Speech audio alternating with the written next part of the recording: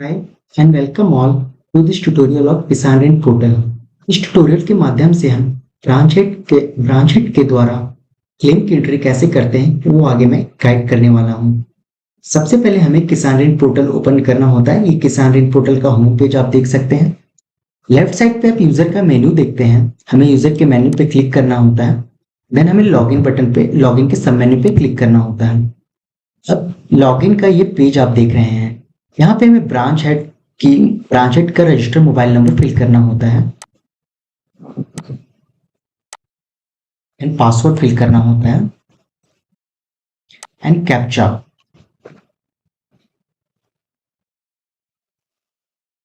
सारी detail fill करने के बाद हम लॉगिन के बटन पे क्लिक करते हैं। अब हमें branch role and branch selection करनी होती है।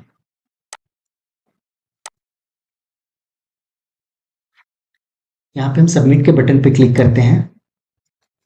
अब हम देख सकते हैं ये ब्रांच हेड का पेज ओपन हो चुका है।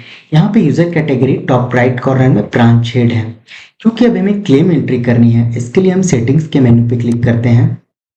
सेटिंग्स के मेन्यू पे क्लिक करने के बाद हम देखते हैं यहाँ पे क्लेम एंट्री की एक सब मेन्यू है। हमें इस क्लेम एंट्री के सब मेन्यू पे क्लिक करनी होती है। अब हम यहाँ पे क्लेम एंट्री का पेज देख सकते हैं। अभी हमें क्लेम की एंट्री करनी है, इसके लिए हमें एड क्लेम यहाँ पे जो आप बटन देख रहे हैं इसे क्लिक करना होता है। हम एड क्लेम के बटन पे क्लिक कर रहे हैं। एड क्लेम के बटन पे क्लिक करने के बाद हम एड क्लेम का ये पेज देख सकते हैं। यहाँ पे हमें जो भी डिटेल है वो सारी ड्रॉप डाउन लिस्ट से सेलेक्ट करके फिल करनी होती है। मैं कुछ डिटेल आपको फिल करके दिखा रहा हूँ। सबसे पहले हम फाइनेंशियल ईयर सेलेक्ट करते हैं।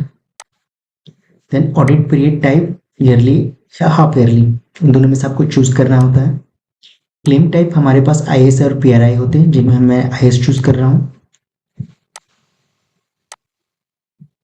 Claim origin roll over and no roll over, मैं रोल ओवर सेट कर रहा हूँ। लोन टाइप हमारे पास दो होते हैं, regular and loan restructure. Loan restructure में क्या होता है, लोन रिस्ट्रक्चर में हमें रिस्ट्रक्चर का रीजन देना होता है। हमारे पास दो रीजन होते हैं रिस्ट्रक्चर के, due to natural calamities and due to severe natural calamities. मैं यहाँ पे लोन टाइप रेगुलर सेलेक्ट कर रहा हूँ। अब आप देख सकते हैं यहाँ हमारे पास एक फील्ड है एक्टिविटी टाइप। एक्टिविटी टाइप का ड्रॉप डाउन लिस्ट पे हम सेलेक्ट करते हैं। यहाँ पे देख सकते हैं 5 एक्टिविटी हैं, crop loans, animal husbandry, fisheries, post harvest, bee keeping. अब ये डिपेंड करता है बैंक किस किस एक्टिविटी में डील करती है। अगर बैंक क्रॉप लोन में ही सिर्फ डील करती है तो क्रॉप लोन सेलेक्ट करके आगे बढ़ेंगे, या 5 एक्टिविटीज में डील करती है तो 5 एक्टिविटी सेलेक्ट करके आगे बढ़ेंगे। मैं क्रॉप लोन और फिशरी पे सेलेक्ट कर रहा हूँ, मैं 2 एक्टिविटी सेलेक्ट कर रहा हूँ। अब ये 2 एक्टिविटी सेलेक्ट करने के बाद यहाँ पे हम प्रोसीड बटन पे क्लिक करते हैं। प्रोसीड बटन के क्लिक करने के बाद हम देखते हैं 2 टैब यहाँ पे बन चुका है। जो एक्टिविटी मैंने यहाँ पे सेलेक्ट किया था, क्रॉप लोन एंड फिशरीज का 2 टैब बन चुका है। अब ये जो डिटेल आप नीचे देख रहे हैं ये हमें आगे फिल करनी होगी। सबसे पहले तो हमें ऑडिट सर्टिफिकेट यहाँ पे अपलोड करना होता है, जो 2 MB से ज़्यादा का नहीं होना चाहिए। मैं ऑडिट सर्टिफिकेट सेलेक्ट कर रहा हूँ। ये ऑडिट सर्टिफिकेट अपलोड हो गया। यहाँ पे एक चेकबॉक्स है, आई verify that audit certificate is accordance with HQ audit instruction. इस चेकबॉक्स पे हमें क्लिक करना होता है, टिक करना होता है। मैंने इस चेकबॉक्स पे टिक कर दिया। अब आप देख सकते हैं कुछ डिटेल्स हैं, social category wise, number of account, total amount disbursed, amount of subvention claim. इस तरीके से हमें सारी डिटेल फिल करनी होती है। और ये सारी जो डिटेल हमें क्रॉप लोन के लिए भी फिल करनी होंगी और फिशरीज के लिए भी फिल करनी होंगी। इस तरीके से डिटेल हमें फिल करनी होती है। सोशल, सबसे पहले मैं नंबर ऑफ अकाउंट्स फिल करता हूँ। सोशल कैटेगरी में SC का जो भी डिटेल बैंक के पास अवेलेबल रहती है वो हमें यहाँ पे फिल करनी होती है।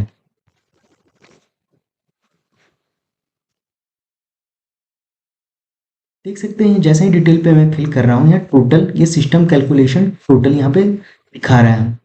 ये मैंने फिल कर दिया क्रॉप लोन का। अब मुझे फिशरीज का है, इसी तरीके से डिटेल फिल करना है। सारी डिटेल फिल करने के बाद हम देख सकते हैं यहाँ पे 2 बटन है, save as draft and save. Save as draft में क्या होता है, अगर ये फ्यूचर मॉडिफिकेशन के लिए रेडी रख देता है सब। इन केस अगर आप कुछ डिटेल्स या कुछ चेंजेस चाहते हैं, कुछ चेंजेस करना चाहते हैं, तो आप उसे सेव एज ड्राफ्ट करेंगे। अदरवाइज सेव करके फाइनली सबमिट कर सकते हैं। चूंकि मैं चाहता हूं कि इस फ्यूचर में चेंज करना चाहता हूं, तो मैं इसे सेव एज ड्राफ्ट पे क्लिक करता हूं।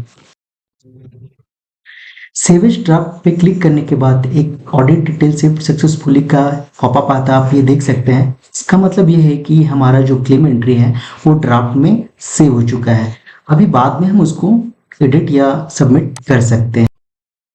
जिस भी क्लेम एंट्री को आपने सेव एज ड्राफ्ट किया था, वापस उसे एडिट या सबमिट करने के लिए हमें सेटिंग्स मेनू पे आना पड़ता है। ये देख सकते हैं आप, सेटिंग्स मेनू पे हमने क्लिक किया।